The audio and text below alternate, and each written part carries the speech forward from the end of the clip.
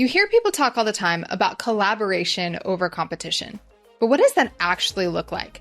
And how can you leverage your existing community and the ecosystem of the industry that you're in to build relationships and partnerships and connections that don't just benefit your business, but your members and your customers as well? Well, today you are going to get to hear from my friend Candace D'Agnolo, who has done just that inside of a small niche industry. And she's going to be sharing with you how she not only became the leader in the industry and developed her authority, but how she used the community that she built and the ecosystem of her industry to build really high leverage relationships and partnerships and create a space for her community members to do the same.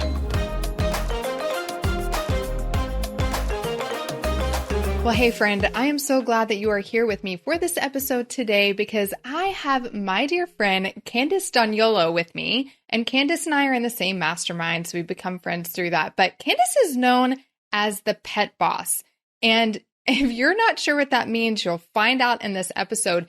But she has done this amazing work of becoming the absolute leader in her niche industry. So she's going to talk to us about how she's done that. And she's also going to show us how she's leveraged that community, that ecosystem to develop relationships and partnerships that have not just benefited her business, but her members as well. So Candace also is the host of a top podcast. You launched this not too long ago, right, Candace? That's right. We only have 36 episodes, I think. Okay. And it's called Boss Your Business, but it like skyrocketed to the top of the charts. And this is just another example of the advantage of being really well known in a very specific niche. So if you want to stay connected to Candace, which I know you're going to want to after this episode, you're going to want to follow the Boss Your Business podcast. But stay tuned right now because Candace and I are about to dive into some really good stuff around how to leverage a community to create relationships and partnerships that benefit you and benefit your members as well. So Candace, thank you so much for coming and being with us today. Thank you for having me. I love your podcast. Oh, so fun. Both of us, I think we launched our podcast kind of at the same time. And we're like sharing, our podcast cover photos back and forth. Like, does this one work? Does that one fit? All those little decisions. And now we've launched them and it's just like, okay, you're in a rhythm now. And I love it. Okay. So I always start with this. Tell me about your favorite community that you are a part of now or that you've ever been a part of. And what do you really love about that community? This is such a hard question for me because communities have been such an important part of my life, my whole life. I come from a big family, all the way to being very involved in my schools and other activities growing up. And then when I ended up in Chicago, even though Chicago is a huge city with maybe 3 million people, it still is broken up into lots of little neighborhoods. And so while I was in Chicago, I fell in love with a little neighborhood called the Southport Corridor. And that's where I ended up establishing my brick and mortar pet businesses. And I was there for almost 2 decades in the Lakeview neighborhood in this little corridor. And around the time of the pandemic, decided that it was time to move out of the big city and come to a small town. So now we are in this little town of maybe 30,000 people called Galesburg, Illinois. And what I love about this community is that it did remind me a lot of that little neighborhood I had in Chicago, right? Here in this small town now, there's just such this feeling of collaboration and connection. And even though you think, well, what could be happening in a small town? There's actually a lot happening in this town because it's like big enough that there are things happening, but small enough that you really can contribute to it and be part of impacting what residents here experience. So bringing that, big city kind of lifestyle actually is helping us in this small community. And here, I just love the experience we've had now. We've been here 2 years. And we've talked about this a lot because you have really, really dove in deep with this local community. And I remember, I think you were telling me that when you moved out there, you met with like local business owners, you met with like university leaders and maybe even government leaders, just to get to know them and get to know the city. So is that what it looks like to dive into a local community? Right. Because I keep thinking there's, especially post-pandemic, right? Post-pandemic, I think people have gone online with community and they forget that they have people and a life and a community around them that they can plug into, not just to benefit their business, but to feel connected, to feel part of something bigger than themselves. So what does that look like for people to get involved in their local community? I think probably how I behaved when I came into this town is not normal for most people, because I did come in like right away to make things happen. And people say that now that they've met me, they're like, you've done more in this town in the, short time you've been here than most people who lived here their whole life have. And maybe that comes from all my years of professional development and really realizing that there's this impact that each of us have in the world. And when I thought about coming to this new town, I was like, well, personally, I see the potential in everything. I really do. And so I look around, I'm like, wow, they could do this or we could do this. But I also know that I can't just come in and say that this is right? We have to learn what the community needs. We have to learn what the community initiatives already are, like what's already happening, the good things that might already be happening here. So that's why when I moved here, I was like, well, let me meet the movers and the shakers in the town and get to know them and hear what's working well, hear how I could be a asset to the town, not for me as a business owner or to ever even make any money from it. It was like, how can I individually contribute to this local community?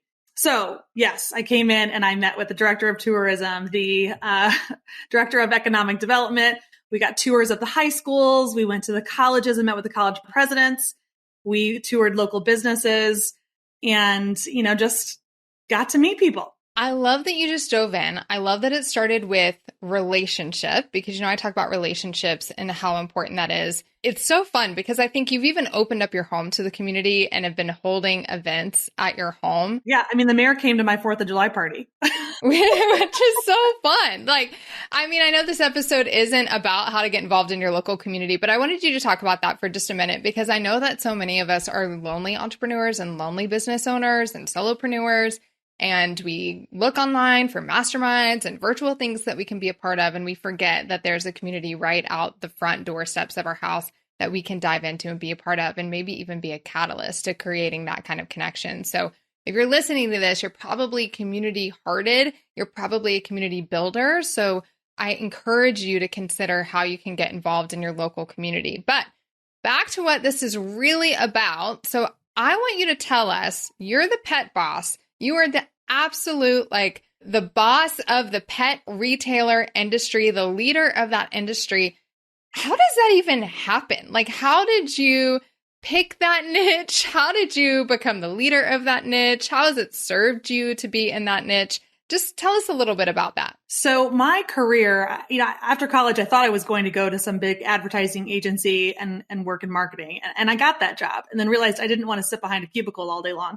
So at the age of 23, I left really young, right? I got my college degree, got the job and was like, no.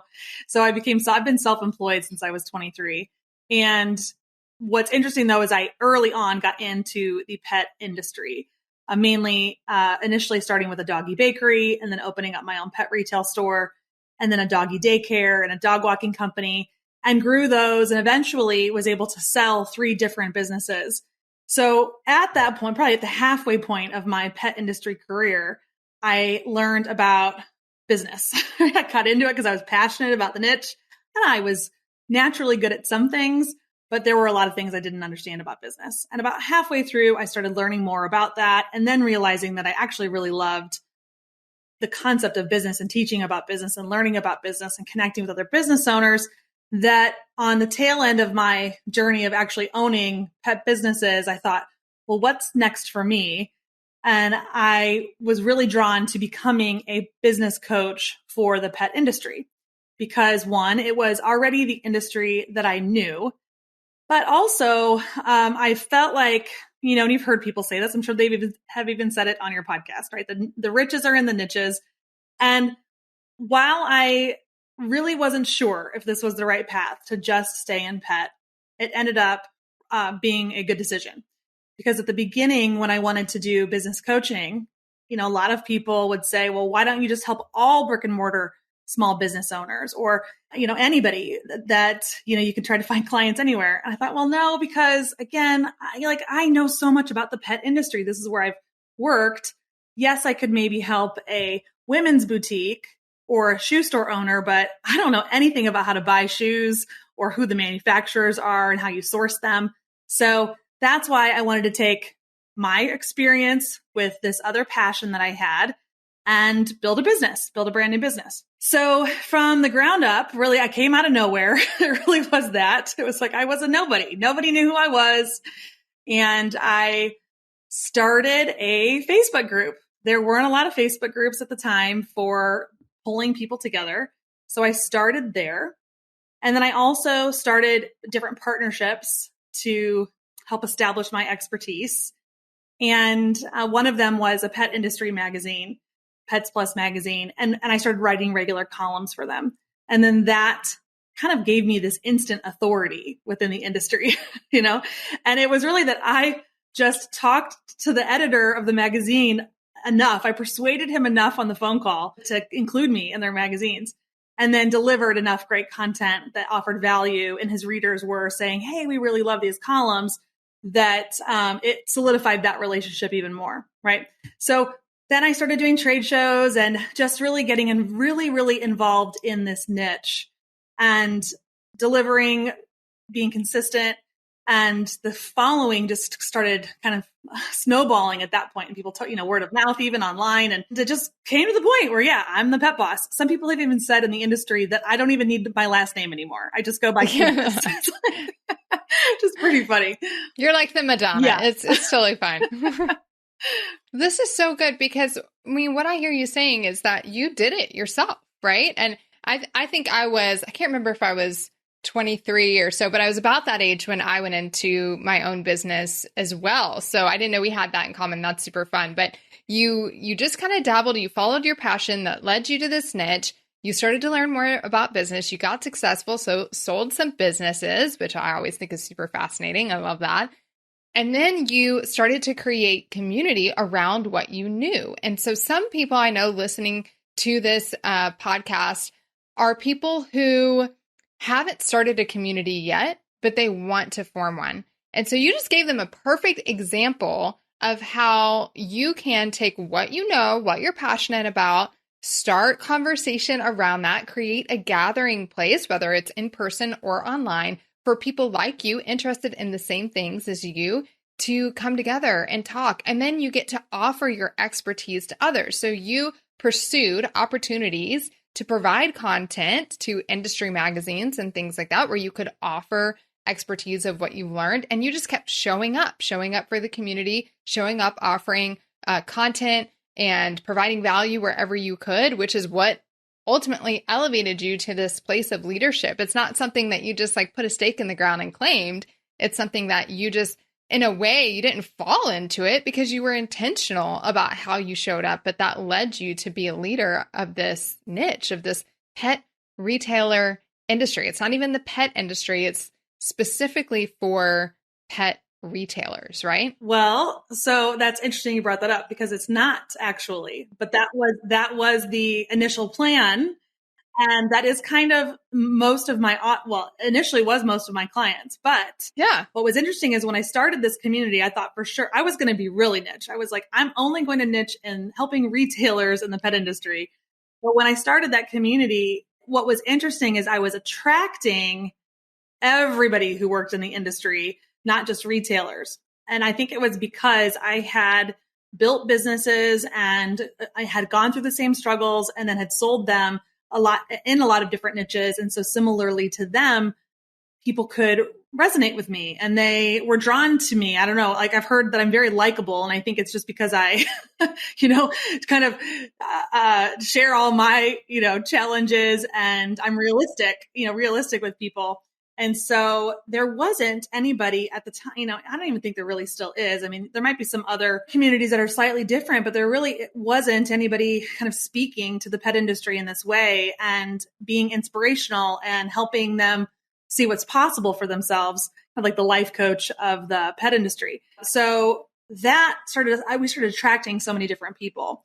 And then I, again, was like, well, we want to help retailers, but then doggy daycare. You're like, no. Yeah. Don't pay me. Don't pay me. Please don't pay me. And then doggy daycares were signing up for our programs, and pet sitters were signing up, and even some little brands, some brands that are maybe just starting out that are making dog collars out of their house and doing farmers markets and pop-ups on the weekends.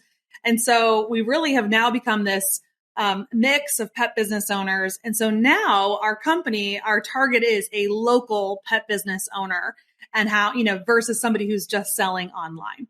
But that's who we help. That's who our programs are. But what's interesting about even this niche, and all of your listeners have an industry that they are either have been in for a long time or that they're drawn to. And inside that niche are so many opportunities, because I'm so glad now that at the beginning I kept it broad. Like, Pet Boss Nation is any pet boss, any pet professional. And if I had called it Pet Retailer Nation, then it would have really kept us closed from the opportunities that do exist. Yeah, that's such good advice. And I love how at first you were a bit resistant to it, because you're like, no, this is my lane. But then you realize you can actually serve them, and there's no place for them to be served. So why not you? I love that. Okay, so you've built Pet Boss Nation, which is really this leader in the ecosystem that is this local pet business industry. And by having that community, by having your membership with hundreds and hundreds of businesses in that membership, in that community, you've been able to leverage those relationships and make connections, not just among members, but with wholesale suppliers and actual products and big corporations in the pet industry as well, right? Mm-hmm. Mm-hmm. Okay, so tell me a little bit about that. How have you leveraged the community that you've built, the ecosystem, and all of those different connection points, and what's come about from doing that? So one of the interesting things about the pet industry is that it is booming, right? So right now, even we've reached over $100 billion a year in revenue in this industry. And the pet industry is poised to get to $275 billion by 2030. Okay. That's more than 70% of households have at least one dog. All right. So if any of your listeners want to think about coming into the pet industry, it's a great industry to get into. And some of the opportunities that exist, and I'm going to mention all of these because I want you to think about all of the legs that are inside your own communities and industries, because understanding all those parts then help us figure out what is the right connection to have. So in the pet industry, we have our service providers only. So that's dog daycare, boarding, pet sitting, dog walking, dog trainers. Then you've got the pet supply retailers. But those pet supply retailers sell products, right, made by manufacturers who need distribution, who then need sales reps. And there's the veterinarians. There's B2B service providers. You've got your graphic designers who niche just in pet. There's software companies just for the pet industry, copywriters, social media people, bookkeepers. There are people even niching into that specific category. Then there's influencers and bloggers. And then if we even think about non-dog and cat, you've got aquatic, birds, equestrian, small animals. There's just so much potential within this one little industry, right? So when I was thinking about how can I start to leverage all of these people that we're attracting into this ecosystem? There's two parts. One is about how do you help your business and finding more business for your business. But then also there's one about really finding friendships and building those relationships. So the first part about finding business is that you want to partner with somebody who has a similar client to you, but who you don't compete with. So in my world, if I'm educating a lot of pet retailers, then a perfect match for me would be to line up with a distributor who is selling and delivering products to these retailers. Because if I can help the retailer stay open and sell more products, then they're going to be ordering more products from that distributor. And it's a win-win for both of us, right? So that opportunity happened for me with Pet Food Experts, one of the country's biggest pet food distributors. And now that relationship didn't happen because of anything online, actually. It was because I decided to invest in an event ticket, and it was an expensive event. It was an event called the Pet Industry Leadership Conference. And it was filled with the top CEOs of all these big companies would go. It was maybe $1,000 for this ticket. So Wow. buy Yeah. the ticket, plus you got to pay for the airfare, plus the hotel, you know. So I go and I don't know anybody. And I was like, because it's a different part of the industry than I had normally attended. And I remember thinking, well, I've paid all this money. I'm here. I cannot just sit here by myself. So there's a little bit of a funny story behind it, but this gentleman walked by and he was wearing a logo for Pet Food Experts. Now, I used to be a client of theirs as a retailer. I ordered from them. And he was going to the bar and he came back with only one drink. So I thought, you know what? No one's waiting on him to bring another drink back to them. So I went up to him and just introduced myself and said I was a former client. He's like, well, what are you doing here? And I told him that I was launching a coaching business and I'm here to help the independent retailer. And he's like, we've got to talk.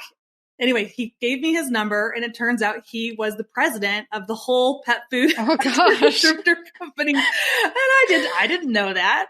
And so then he gives me his name and his number and I walk away to my friends. I'm like, I think I just made a great contact. And I told them who it was and they were like, you just met the most influential man in the room.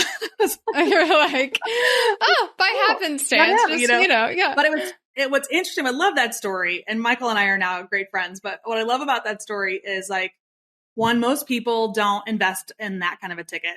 Most people would also wonder, how do I get the value out of that? Or they wouldn't have the courage to just like walk up to people. Yeah. But, that opportunity ended up, we developed that friendship and I started sharing my resources with him and his team. And now that partnership has been great. We've done guest blog posts for them. I've attended their mini trade shows that they do. We have some Facebook Lives coming up soon for their Facebook community, for their clients. So that really has allowed me also to find more clients because they automatically kind of, they already have an established business. And so when they tell their clients, listen to this woman, right? She knows what she's talking about. I instantly kind of have that street cred with their clients because I've been validated by their supplier. So that's one piece, right? Finding relationships within your industry where you share a common client, but you don't compete with each other. You can complement each other. And I love the event example that you gave because it's one of the reasons I'm super excited that in-person events are back is because that was one of my favorite things about in-person events was just not what I would learn at the event because usually I wouldn't implement 90% of it anyways. There's just content overwhelm.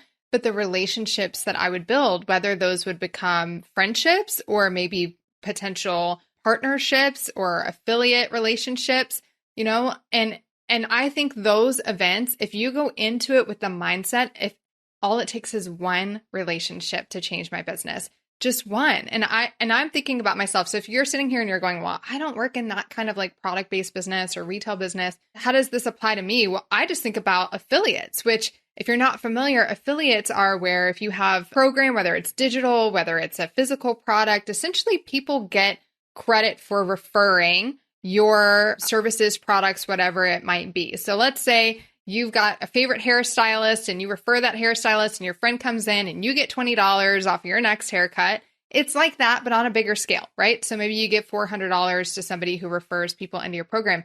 But when you do what Candace is talking about, when you have a relationship with somebody who serves the same people, but in a different way. So for me, for example, I serve on the community side of paid programs, but there are so many people out there that serve on the marketing side and the creation side of these paid programs. Those people make great partners for me because I can come alongside them and say, I know you've helped them launch a membership, but I can actually help them with their community side of their membership that helps keep their people around for longer, right?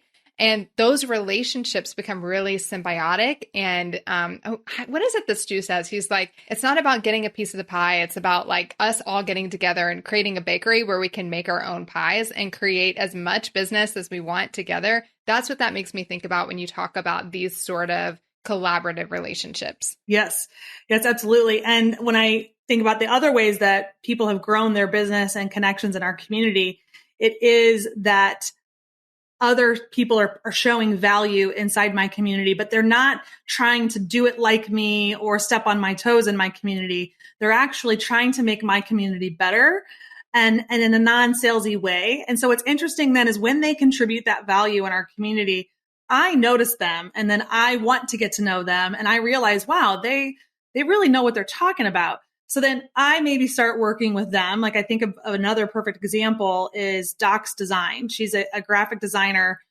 that wanted to niche just in the pet industry. And in the beginning, she was starting around about a year or two after I was. And we liked how the value she brought to our group. And I needed a graphic designer at the time. So we started working with her and then she's fantastic. And so then when my clients were asking for a referral, that word of mouth, even though it's all digital, I was like, you've got to work with Doc's Designs. And so in a short amount of time, she's blown up. She's got a team of now like 4 or 5 designers, all kinds of people and that are working. And now she's really grown this like graphic design agency inside the pet industry. And now that they're going outside of that, but it's just really powerful when you can begin to leverage these relationships and you can really truly grow significant business from it. Yeah. And I think the thing that I am hearing is that it not only benefits you and your business, but it creates more value for your members. So you're kind of talking about it in 2 different ways. One, which is, this maybe isn't directly related to your membership at first. You build a relationship with somebody that ultimately you build this partnership that it has allowed your business to expand and grow, but also probably you've been able to create some benefits and discounts and opportunities for your members, but then you're also creating these opportunities for your members to collaborate. And so if you have a membership, if you have a community, ask yourself, how can I help my community members find these types of partnerships and collaborations from within my community? Because that just increases the value of your community that much more. Yes. And I love it when at our pet industry trade shows or anytime people tell me that they've gotten business just because of a connection that they've made in our community. And one of my favorite though, and this is the last connection I wanted to share, was about finding those friendships. Being, like you already mentioned it earlier, being a small business owner can be a very lonely place. And what's interesting though is now that these virtual communities have been able to allow people to connect. And so we find that our different business owners, when they travel, will want to stop and see their friends or their other retailers or doggy daycares that they know and that they've met through our community. And one of my favorite is I did host an in-person event called Camp Pet Boss, and it was before the pandemic. But a couple of a bunch of our clients came, but 2 in particular met there, bonded there, and then have stayed in touch over the years. And now they're actually taking a bucket list trip to Africa together. And what I love, it's so cool. fun. And what I love about that is like, I'm not going to take claim for their friendship, but what I love is that if I hadn't have started this community or even had that event to bring them together, maybe their paths would never have crossed in this way. And that just goes back to the beginning of like the decisions that we each make can have such a big impact on people's lives. Yeah. And those connections, I think, are so important. And I talk a lot about the ripple effect and the ripple effect of our community. We think we are helping somebody grow their pet business, but the ripple effect is much bigger than that because the impact that the revenue from that business has on their life, the stress that you are taking off of their plate now that you've shown them how to streamline their business, but then those relationships that they build often are lifelong relationships. And the more we can create those connections, the better. I mean, that's why I love helping people with communities learn how to create space for those kinds of fun connections. If you don't have it yet, you probably do if you're listening to this podcast, but connectionideas.com. It's over 77 different ways that you can create connection in your community, but it creates opportunities for your members to come together like this. And I think the in-person aspect, if you can do that more, whether it's having a directory, just a directory where your members can look and see where other members are so that as they're traveling, they can meet up, or maybe they can meet up with other members in their local area. If you're having an event, what does that look like? Can you do a meetup? If you're going to be at an event, can you do a meetup for people in the local area? But just creating those connection points for your members that they can build those kinds of friendships and relationships, because there is nothing better than having a good friend who gets you not just personally, but professionally. I don't know if you've experienced that, but for a long time I had good friends personally, but I didn't have good friends professionally that understood like the entrepreneur, community nerd side of Shanna.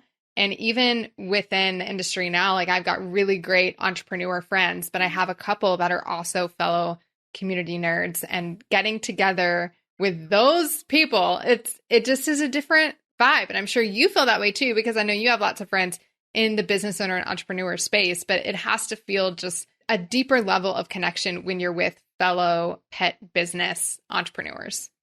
Absolutely. 100%. Candace, this is so good. I'm so loving how you're talking about looking at the ecosystem of the industry that you're in and trying to make the connection points that will allow you to build partnerships and relationships that are not just going to benefit your business life, your professional life, they're going to benefit your personal life, but more importantly, they're going to really benefit your members as well, whether that's leveraging industry relationships to get, exclusive content for your members, to get discounts for your members, whether that's you leveraging those relationships in order to get, more exposure, to get more eyeballs on what you're doing and to really be able to position yourself like a leader in the industry like you've done, or whether that's building those connections within your community so that they can have those relationships and collaboration together to help each other grow their businesses and connect on a personal level. There's so many opportunities there that I think many of us would miss. But because you had so much experience in all of these different little silos of the pet business, you came into this with an awareness of all of the opportunity that existed, and you were intentional about creating that. So I love how you talked about in the very beginning, I want to go back to this, we don't miss it, how you need to look at what are those different silos within your niche. You may own like a little niche within a niche or whatever it might be, but there's all of these different silos that are related to it that you can work in partnership with. Okay, so tell me this. If I am a business owner, and let's say that I have an online membership, or maybe I have a coaching program, and I'm kind of niched down, right? But I'm thinking about what I can do to build relationships and create connections with other people in my industry. What is the one piece of advice that you would give to somebody who's trying to move into this and start creating those kinds of relationships? I think the one thing is going back to something you even said earlier about it just takes one relationship and one person. And so I think a lot of times it's easy to feel like, or it feels overwhelming to think of all of the opportunities and I got to go talk to all these people or find these connections. When the reality is if you can just find that one and start working with that one person or one business and start to get some traction and action, it's going to just start to naturally flow. So I'd encourage everyone to find that one person, and you're going to hear no sometimes too, or people are going to ignore you, or they won't trust that you're going to, be able to deliver what you say you're going to deliver. But just move on to the next person then, and stay in touch and keep building those relationships, because it takes time. It does take time to find these opportunities, but they exist and they are out there. So don't get discouraged. Yeah. And like you've said, that one relationship, that one conversation with the guy walking away from the bar with one drink could change everything for you. So just put yourself in front of more people and give yourself more opportunity to have those kinds of conversations. And I think really showing up with that heart of service, not like, what can I get out of this, but what can I give and what can we learn from each other, I think is so important. And you've just been such a model of that, not just in how you are doing this within the pet industry, but how you're doing this within your little town of Galesburg. Like, you didn't go in there thinking, what can I get out of this? You went in there thinking, how can I serve? And who do I need to know? And how can I get to know these people to build these relationships? Because the more that you know them and the more connected you are, the more able you are to serve them. And it's just created this beautiful ecosystem, not just in the pet industry, but in Galesburg as well. And I always love seeing your little Galesburg happenings and parties and all the things that are going on in there. But as I follow you on socials, so what is the best way for people to connect with you? And I just want to say this before she tells you. You may be thinking, I don't have a pet business. Well, you probably know somebody who does. In fact, I'm sitting here thinking my oldest daughter, her roommate has like a dog pooper scooper business. Like it's like a franchise. Well, these are I like don't know. That's a hot thing right now. But she's like super successful. Yeah. She's 20. She bought her first house at 21, like, just really successful. And I'm like, I haven't even told her about my friend Candace. So definitely going to be texting her after this for sure. But you probably know somebody who's in the industry, or maybe you're thinking about diversifying into different revenue streams. But whether you want to be in the pet industry or whether you are in the pet industry, you hear me talk about this all the time. We have to be learning from smart business people who aren't in our industry. You've heard me do podcast episodes about what Target is doing, right? What you can learn from hotels like the Four Seasons. So Candace has so much wisdom. You heard her say she started this at 23. She's like started and sold all of these different businesses, and now she supports and mentors all of these business owners. So there's a wealth of knowledge that you can get from her. And I know you share a lot of that on your podcast, right? Yes, I do. Yeah.